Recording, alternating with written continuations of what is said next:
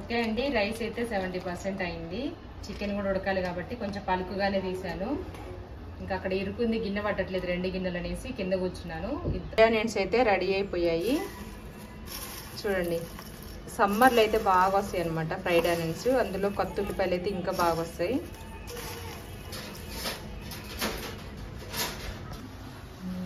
ఇది వచ్చేసి మనకి 1 kg చికెన్ అనమాట. ఇది బోన్తోనే తీసుకున్నాము. మా వాళ్ళకి బోన్ అంటేనే ఇష్టము. కొంచెం పెద్ద పెద్ద పీసెస్ కట్ చేయించుకోవాలి.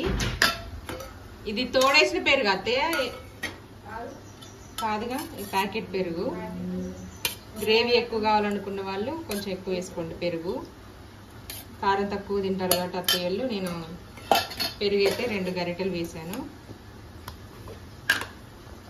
దీంట్లో వచ్చేసి ఒక 2 స్పూన్స్ అల్లం వెల్లుల్లి పేస్ట్, 2.5. నెక్స్ట్ కారం వచ్చేసి 2.5 స్పూన్స్. 4 పచ్చిమిర్చి వేసాము కదా. అలాగే సాల్ట్ రైస్లో కూడా వేస్తాము. 3 స్పూన్స్ చికెన్లో, 3 స్పూన్స్ రైస్లో వేసుకుందాం. అలాగే పసుపు వచ్చేసి ఒక 1/2 టీ స్పూను. నిన్న వర్షం పడింది, ఈరోజు కొంచెం చల్లగా ఉంది కాబట్టి స్టవ్ దగ్గర ఉండలేస్తున్నాము చెమట్లు అవి రాకుండా. నేనంటే అసలు 11 వరకే అన్నం కూరలు అన్నీ చేసేసేవాళ్ళం. మనం ఫ్రై చేసి పెట్టుకున్న ఫ్రైడ్ ఆనియన్స్, 4 ఉల్లిపాయలు కట్ చేశాను. 2 ఉల్లిపాయలు ఏమో చికెన్లో యాడ్ చేసుకోవాలి, ఇంకొక 2 ఏమో పైన వేసుకోవడానికి, ఫైనల్గా బిర్యానీలో వేసుకోవడానికి. ఇదైతే షార్ట్ వీడియో అప్లోడ్ చేశాను చూడండి, మా పల్లె వంట ఛానల్ ఎలా చేసుకోవాలనేది. చాలా క్రిస్పీగా వచ్చాయి. అలాగే నిమ్మకాయలు చిన్నగా ఉన్నాయి కాబట్టి నేను ఒక 4-5 తీసుకున్నాను. ఇవి కూడా కష్టమే. ఫస్ట్ అయితే సీడ్స్ తీయడం కూడా కొంచెం కష్టంగానే ఉంది కాబట్టి నేను పిండిన తర్వాత ఒక్కొక్కటిగా సపరేట్ చేస్తాను. ఒక్కొక్కటి తీయాలంటే కొంచెం కష్టము. ఎట్లాగో లోపలికి వెళ్ళే పైనే ఉంటాయి కాబట్టి తీసుకోవచ్చు. పెద్ద సైజు అయితే 2 పిండుకుంటే సరిపోతుంది.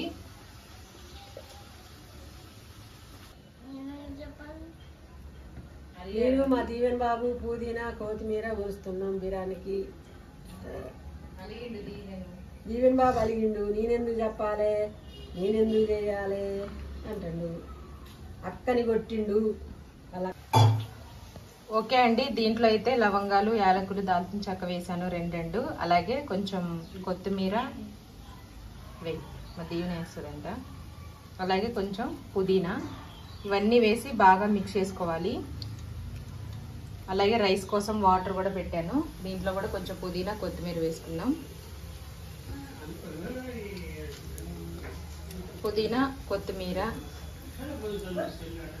కొత్తిమీర వేసుకున్న తర్వాత ఉప్పు వేసుకోవాలి 4 స్పూన్లు. దీవెన వేస్తుందంట. అలాగే దీంట్లోనే బిర్యానీ ఆకు ఒక 2-3 వేద్దాం.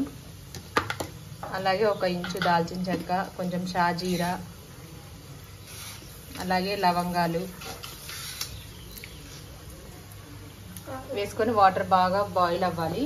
బాయిల్ అయిన తర్వాత మనం ముందుగా నానబెట్టుకున్న 1 kg బాస్మతి రైస్. ఇది నానబెట్టి గంటకి ఎక్కువనే అయిపోతుంది. 4 స్పూన్స్.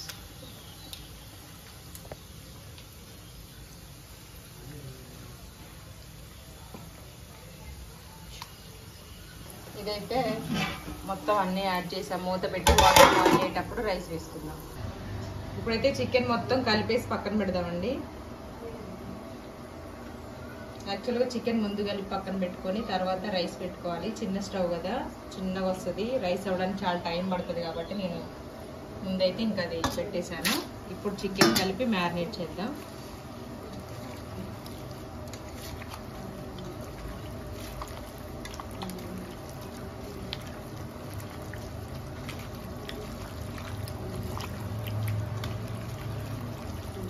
చికెన్ అయితే మ్యారినేట్ చేసి పెట్టేసామండి. వాటర్ కూడా మనకి బాగా బాయిల్ అయ్యాయి చూడండి.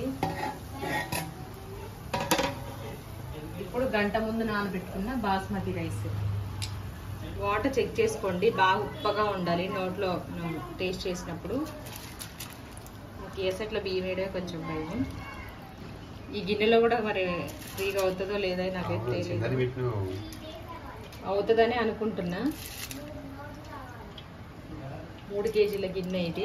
కేజీ బియ్యానికి. కాకపోతే బాస్మతి రైస్ ఎక్కువ అవుతుంది రైస్ క్వాంటిటీ.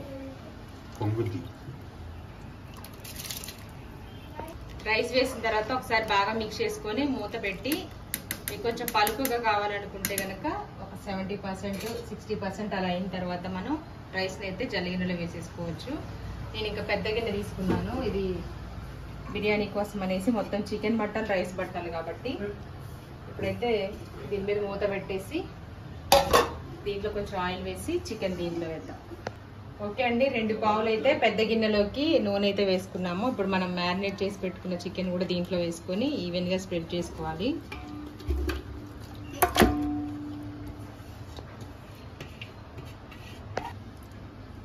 ఒక పీసెస్ అయితే ఈవెన్గా ఉడకడం కోసం మనం సపరేట్ చేసుకోవాలి. ఇలాగా అంటే కొంచెం కొంచెం గ్యాప్ ఇచ్చి గిన్నెకి ఒకదాని మీద ఒకటి లేకుండా ఇలా పెట్టేసుకోవాలి. రైస్ కూడా ఉడుకుతుంది. పెద్ద స్టవ్ అయితే తొందరగా అయ్యేది ఈలోపు, కానీ చిన్నది కదా స్లోగా కుక్ అవుతుంది. ఓకే అండి, రైస్ అయితే 70% అయింది. చికెన్ కూడా ఉడకాలి కాబట్టి కొంచెం పలుకుగానే తీసాను.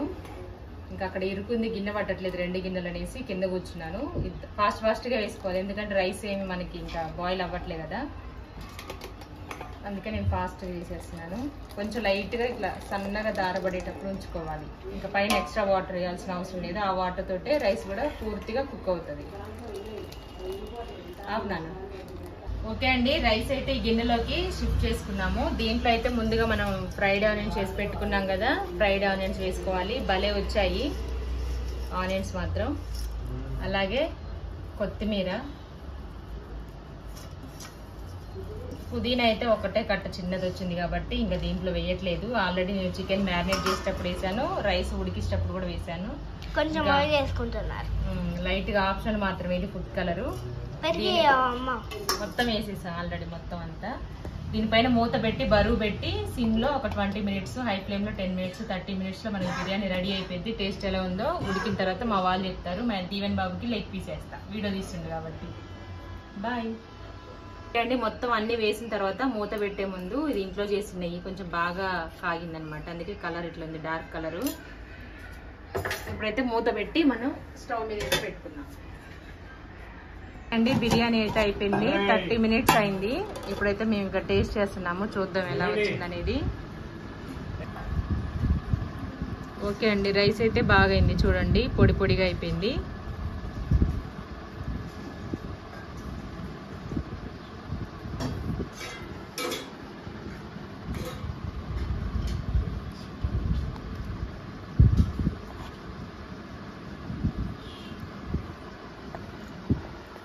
ఇట్లా పెట్టేద్దాం.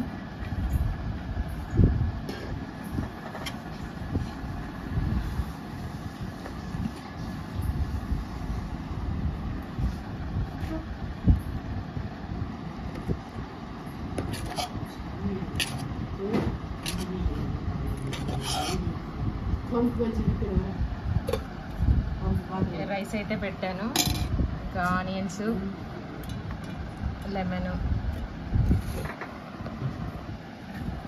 బిర్యానీ రెడీ అయిపోయింది. మామయ్య టేస్ట్ చేస్తారు. ఇగోండి మామయ్య.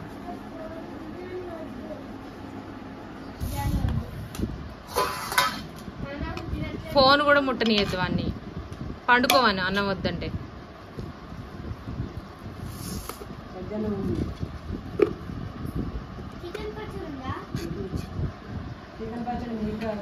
నాని వాళ్ళకంటది.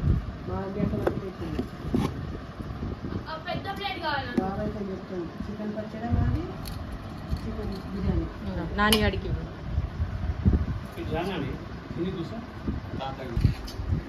లైటింగ్ వస్తుంది ఆపోజిట్. ఒక్క నిమిషం అయిపోయి ఎట్లుంది, ఒక్క నిమిషం తినో. ఎట్లుంది టేస్ట్ చెప్తారంట మా దీవెన్ బాబు. చాలా బాగుందా? దీవెన్కి చిన్న లెగ్ పీస్ వచ్చింది.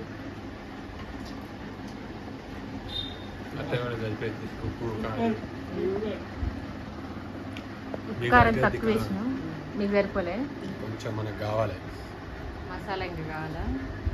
మమ్మీ ప్లేట్ ఇవ్వండి.